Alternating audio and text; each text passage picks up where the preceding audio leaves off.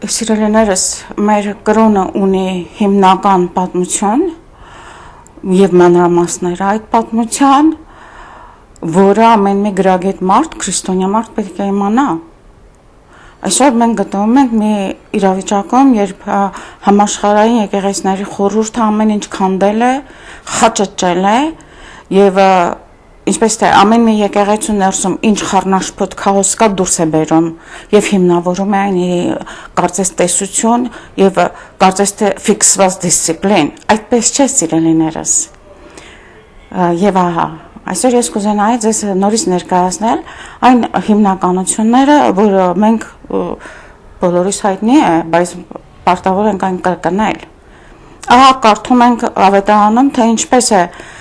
Տերը ընտրում Սուրբ Պետրոսին որպես հիմք եկեղեցու, տալիս է իր զորությունը Սուրբ Պետրոսին, որն է գլուխն է առաքյալների։ Ես ձեզ ասեմ, քանի դեռ Աստվածամայրը կար, կենդանի էր, հիմնականում նա էր որոշում հագուստները, ինքն էր դիզայն անում, եւ ինքն էր հագնվում էր հռոմեացի իշխանու հագուստներ, նա հրեական այդ զուտ հրեական մշակույթի հետ այդքան կապված չէին ոչ մեկը։ Դրա համար իրենց համար մնա առաքյալների համար հեշտ էր հասկանալ Քրիստոսին, իսկ ֆանատիկ ասենք հուդայիզմը, որ արդեն վերերացվել հեթանոսական կրոնի, այդ ֆանատիկները, ինչպես փարիսեցիներ, սուդակեցիներ, օրենսդիրներ եւ այլն, շատ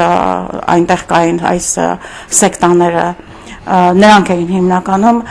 Քրիստոսին դեմ, թեպետ եւ գրված էր իրենց մարգարեությունների մեջ, որ ահա հուդայական կրոնը պիտի ունայնանա եւ այն պիտի վերաշինվի Աստվածային Մեսիայով, հենց իրենով, Աստծով։ Եվ ով ընդունեց Քրիստոսին, նա հասկացավ ամեն ինչը, հին կտակարան, նոր կտակարան, ամեն ինչը դասդասվեց։ Բայց հիմա, ինչպես տեսնում ենք, Սուրբ Պետրոսը գնաց Հռոմ եւ այնտեղ մարտիրոսվեց, բայց ահա նրա հետնորդները նստեցին Հռոմում, այնտեղ որտեղ թաղված էր, կատակումբ էր կոչվում, դրա վրա իրենք դա օգտագործում էին եկեղեցի որպես եւ հետագայում դրա վրա կառուցեցին եկեղեցին, որ այսօր Սուրբ Պետրոսի մեծ այս եկեղեցին է հրաշալի Միքելանջելոյի դիզայնով։ Հիմա եթե ամբողջ աշխարհը դարձի է գալիս արդեն, ինչպես որովհետեւ պահանջում է ունենալ մեկ կրոն, մեկ դավանաբանություն, մեկ ծես, մենք չենք կարող ինքնագործ լինել, առաքյալներից մենք ստացել ենք հիմքը, ինչպես Պետրոսին ասեց, ստացել ենք դավանաբանության ամբողջական սխեման, ինչպես առաքյալների թղթերի մեջ է գրված, եւ ահա, ինչպես պիտի ասենք Հայաստանում ապրող մարդը կամ թեկուզ են Ֆրանսիայում ավելի հեշտ է իհարկե, կապի մեջ լինի Հռոմի հետ, Հռոմի այն ժամանակ դեռ պապ չէր կոչվում, պապ կոչվել է միայն Քաղքեդոնից հետո։ Եվ ահա ինչ սիստեմ մշակեցին հենց Հռոմում։ Սիստեմը այսպեսին էր, որպեսզի տեղաբնակներին քրիստոնյա կարողանան ղեկավարել մեկ կրոնով, մեկ դավանաբանությամբ, մեկ պաշտամունքով, նրանք ստեղծեցին Հռոմին հավասար եւ կամ Հռոմի հետ կապի մեջ գտնվող 5 աթոռներ, պատրիարքություններ, որը կոչվում է պետարխիա, այսինքն 5 կենտրոններով պատրիարքություն, որն էր Հռոմը, Սուրբ Պետրոսի նստատեղը եւ իր հետնորդների, Ալեքսանդրիան Սուրբ Մարկոսի հիմնադրած աթոռն է, Անտիոքը Գործք 11-ում առաջին անգամ այնտեղ Քրիստոսի հետնորդները կոչվեցին քրիստոնյա եւ կոչվեցին կաթողիկե քրիստոնյաներ, որովհետեւ արդեն ընդլայնվում էր բոլոր ազգերի մեջ, ոչ միայն հրեաների կամ տեղացիների։ Գալիս է Երուսաղեմը եւ Կեսարիան, Երուսաղեմում Հակոբոսը մարտիրոսվեց, այնտեղ էր առաջին փեստոն քրիստոնեական աթոռը, ծեսը կատարվող, եւ Կեսարիան, որը գտնվում է այսօրվա Թել Ավիվից դեպի հյուսիս, չկա այլևս այդ արաբները քանդել են, բայց Կեսարիան, որի հետ հաղորդակցության մեջ էր լուսավորիչը, գտնվում էր այսօրվա Իսրայելի տերիտորիայում։ Եվ հա Կոստանդինապոլիսը, որը կոչվեց Նոր Հռոմ։ Հիմա այս աթոռների, այս 5 աթոռներն էին հավաքվում, տիեզերական ժողովներ ստեղծում եւ քննարկում դավանաբանության հարցերը, ծիսական հարցերը եւ այն պետք է լիներ մեկ բոլոր եկեղեցիների համար։ Չկար այդ բաժանությունը, մինչեւ 11-րդ դարը Կոստանդինապոլսի թևի այս պատրիարքը իրեն համարեց երկրորդ Հռոմ, ինչպես ձեռնոց նետեց լիվ քաղաքական բոլոր բաժանումները, որ եղել են եկեղեցիների մեջ, հիմքը եղել է քաղաքական, ոչ թե դավանաբանական։ Հիմա Կոստանդինապոլիսը, երբ որ 1064-ականներին բաժանվեց Հռոմից եւ այլևս չէին հանդիպում իրար, ինչ էր նրա խնդիրը։ Նրա խնդիրը քաղաքական այս կողմնորոշումն էր, իրենք օսմանցիների այդ ցեղերի հետ ավելի համագործակցում էին եւ կռվում էին Հռոմի դեմ։ Ստեղծեց այս քաղաքական այս սարսափելի հակամարտությունները այն աստիճան, որ 1182 թվականին Կոստանդինապոլսում կազմակերպեցին լատինների կոտորած, այնտեղ կային ուրեմն հռոմեական լատին ծեսին հետևող հույներ, որոնք իրենք ոչնչացրին, եւ այդտեղից սկսեց սարսափելի թշնամանքը, բյուզանդացիները երբեք չէին մասնակցում խաչակրած արշավանքներին, ընդհակառակը կռվում էին այդ մուսուլմանների կողքին, ընդդեմ խաչակրածների, բացառությամբ հայերը մեծ տեղ ունեին խաչակրածների արշավանքների մեջ, որովհետև հայկական եկեղեցին կաթողիկ եկեղեցի էր։ Եվ հիշում որ 1204 թվականին խաչակրածները քանդեցին Կոստանդինապոլսը։ Այստեղից արդեն սկսվեց Բյուզանդիայի վերացումը։ Հայ եկեղեցին երբեք Բյուզանդիայի հետ չի եղել այս բաժանումից հետո։ Հայ եկեղեցին երբեք մոնոֆիզիտ չի եղել, որտեղ երբ որ արաբները եկան 661 թվականին այդ Ռաշիդ խալիֆատը, իրենք արդեն վերցրեցին Ալեքսանդրիան, Երուսաղեմը, այսինքն Կեսարիան եւ Անտիոքը։ Դա ընկավ, ինչպես թե մուսուլմանների ձեռքը ում նպատակներ, բոլոր այն եկեղեցիները, որոնք Հռոմի հետ ունեին հաղորդակցություն, կտրել այդ կապը, որովհետև Հռոմի հետ հաղորդակցություն նշանակում էր դավանաբանական եւ ծիսական միասնություն, միևնույն ժամանակ Պապը ուներ այս խաչակրած արշավանքների իրավունքը, այսինքն բանակային, հզոր բանակ, որ ենթարկում է Պապին։ Ահա ինչու առաջին խաչակրածը հենց սկսվեց հայերի հալածանքից, մուսուլմանների կողմից, եւ ահա Պապը հայտարարեց, որ անպայման պետք է գնալ եւ հայերի կաթողիկե հայերին փրկել։ Հիմա, որպեսզի Հայաստանը իրենք տարալուծեն, ոչնչացնեն, ահա Պարսիկը, արաբը, թուրքը,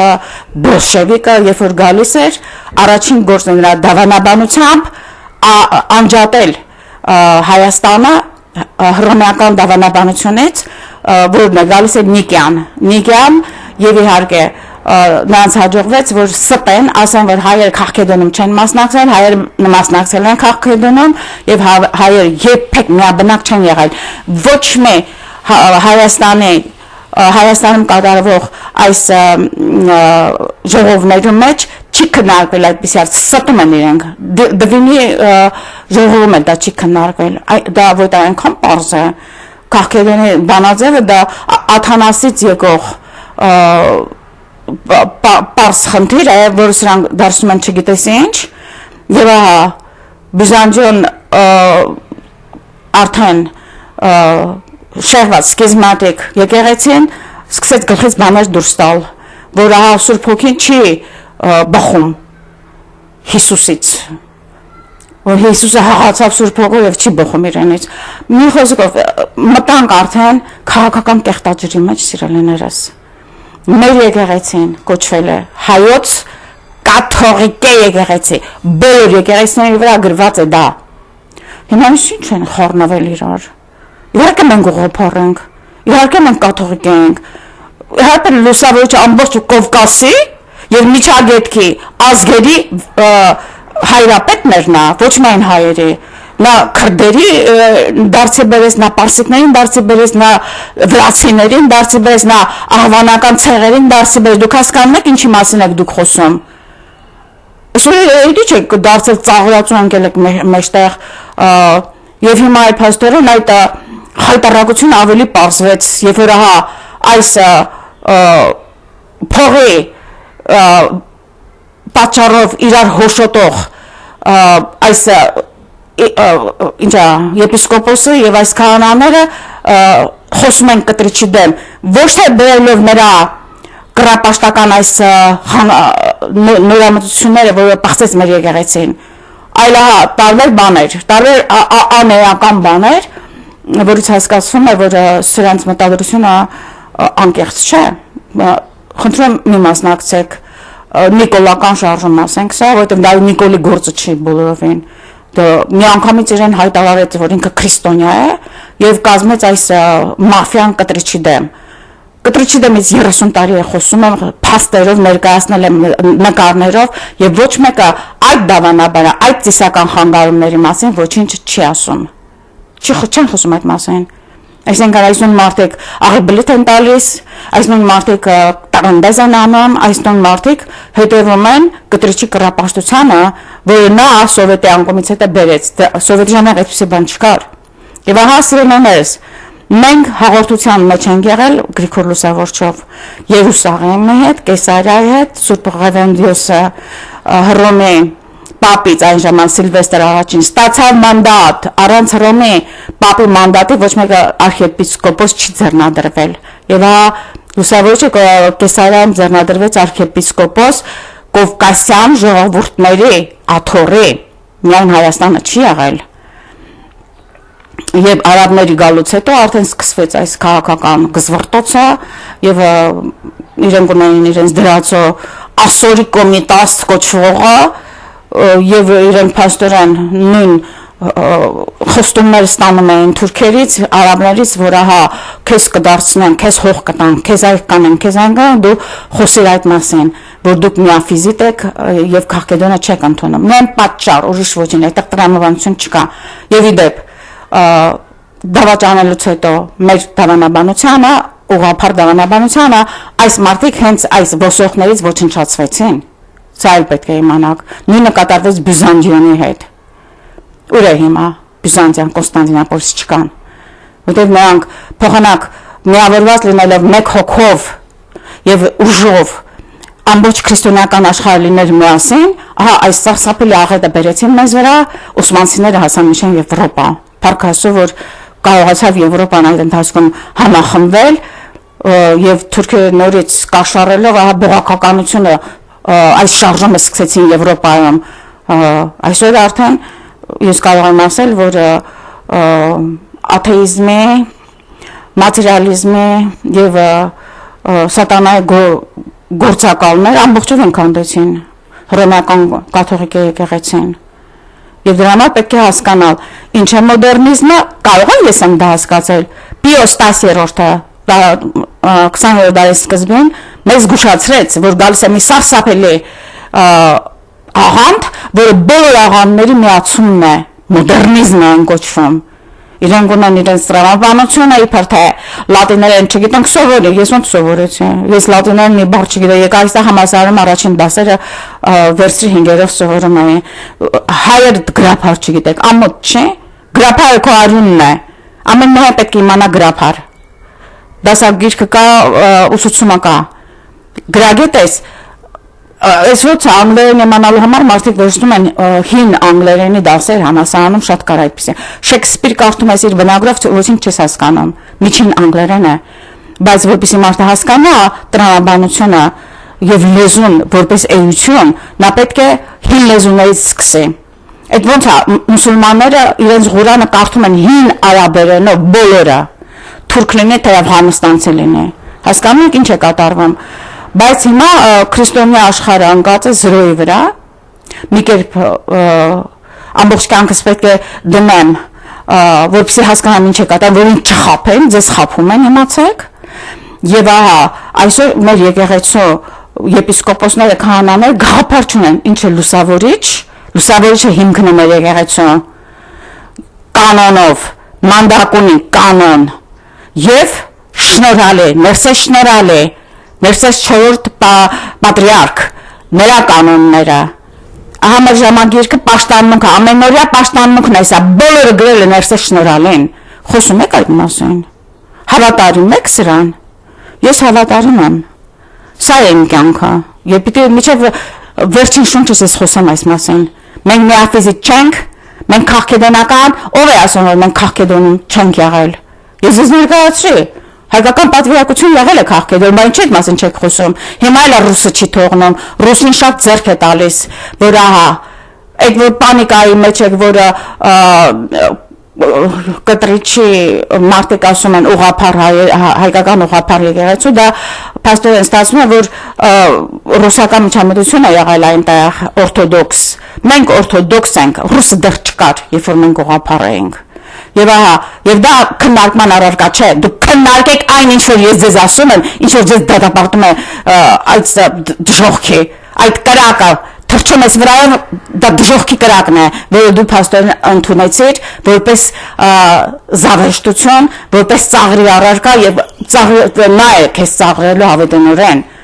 այս մասին հոգեվոր եք դուք ներողություն նորից եմ ասում եղել է 5 կենտրոն որը ենթարկվել է Հռոմից եկող կանոնն է ըստ Նիկիայի ըստ Քաղքեդոնի ըստ Կոստանդինապոլիսի եւ այլն միջև Վատիկան առաջին դրանք են կազմակերպել ժողովներ բոլոր եկեղեցիների որպեսզի լինի մի պաշտամուն մի հավատք մի ծես Ֆլորենսում հայեր այնտեղ էին բայց ահա օսմանցիները ամբողջովին հետո վերացրին Հայաստանը գոյություն չուներ արդեն մի կերպ մենք ապրում էինք այս ստացած ժառանգությամբ բայց մեր եկեղեցիները անտերության մեջ են եղել կարդացեք շնորհալու կանոնների մեջ դա արդեն ասում է որ արարատյան լանջում իրենք կազմակերպեցին հայկական եպիսկոպոսների 800 քանիս եպիսկոպոսներ հավաքվեցին այնտեղ եւ քննարկեցին այն հարցը որ շատ եկեղեցիների առաջնորդներ այլևս չեն ենթարկվում կանոնին եւ օրենքին հիմա էլ նույնն է հիմա էլ տեղից վեր կասում որ ոչինչ չգիտի սովետը մեր եկեղեցին մեր ազգային պատմություն դարձրեց 0 ոչնչացրեց հիմա յեցոյետական շրջանում իսկական այդ Կրիլովի առակն է Խեցգետնի, Կարապի եւ այլն ամեն մեկը մի կողմ է քաշում եւ բոլոր տգետ են սիրելիներս իմացեք սա մեր եկեղեցին կոչվում է կաթողիկ եկեղեցի մենք օրթոդոքս մենք ուղղափառ ենք մենք կաթողիկ ենք մենք Հռոմի հետ միշտ եղել ենք հաղորդակցության մեջ այսօր էլ կարող ենք լինել եթե Հռոմում նստած չլիներ Լուցիֆերի ներկայացուցիչը որը ընդունում է LGBT այս պատվիրակությանը եւ երբեք չի ասում որ լատին ծեսը Սուրբ Պետրոսի ծեսը պետք է վերականգնել եւ վերացնել այս Novus Ordo այս ռեֆորմացված կրկեսը որ բոլոր եկեղեցիներում են հիմա Սերնես, մենք հիմա այդ իրավիճակի մեջ ենք սրբապղծությունը սուրբ տեղի մեջ տեսնում ենք ամենուր այստեղ հայ ժողովուրդը ես արդեն ասել եմ հայ եկեղեցին անելիք ունի արեք ձեր գործը ի վերջո առաջին քրիստոնեական երկիրն ենք եղել մենք պետական ինչ նշանակում դա նշանակում է որ բարոյականությունը եկեղեցու օրենքը եկեղեցու Քրիստոսից եկող դարձավ պետական օրենք դարձավ ամեն ինչ պետականաշինության առանցքը եւ ահա դա նույնը պետք է անել եւ ահա այս բանին փաստորեն այս իրապես այս Գարեգին Մովսեսյանի դեմ կատարվող այս արշավը բոլորին անիմաստ է որովհետեւ նրանք ովքեր այս արշավը ղեկավարում են նրանք ավելի չարափառ են եւ ավելի ընկած են քան կտրիչը ինքը խնդրում եմ մի հետևեք Նիկոլին